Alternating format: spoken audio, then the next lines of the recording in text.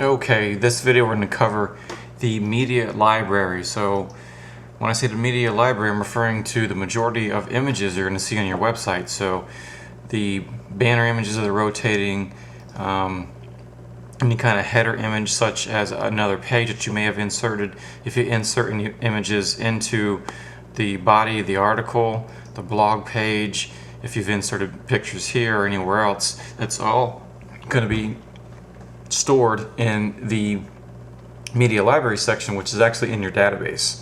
So if we come to the back end, we're going to see a portion called media, and if I open this, I'm going to see the library and I'm going to see add new. So let's look at the library real quick. What we're going to see are all the images that we've uploaded through the back end of WordPress, not through your FTP, but through WordPress. So you see all these little images and banners and little test ads we set up and that kind of a thing. Okay, so if you want to find any information about individual ones, you can click on it. Basically what it's going to tell you is the size, when you uploaded it, and some other bits of information. And you can actually even edit these images that you upload, which is really cool.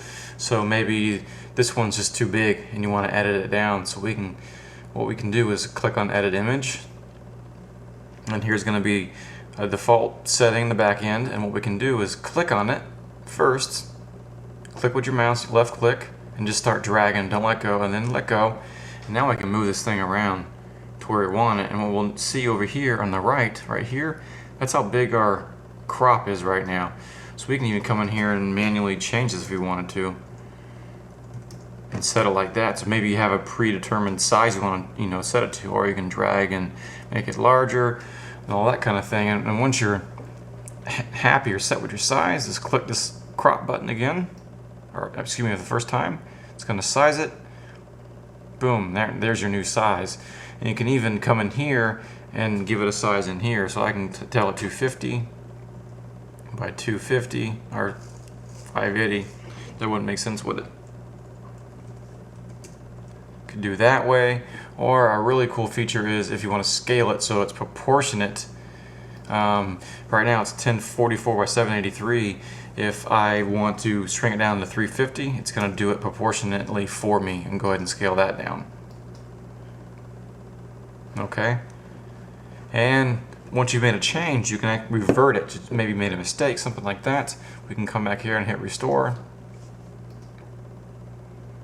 and we're set. And once you're done, just save it and you're good to go. So that's a really cool feature. Let's go back to the library. Now also you can delete obviously from here. You can view the image, and in your library, if you upload PDFs or Word documents, they also will be stored in this section too. And real quick, if you remember when we went over the editor, if we're in a page, let's say about us, and let's say we want to insert an image, when this dialog box pops up, you'll see a link for media library. That's the same thing. So I can actually look in here and get the same information I get in that. So if you see the media library, that's all that is that information that's stored about your image, or where your image is in the database that you can pull from or edit or work with and so forth. Okay, that'll do it for this one.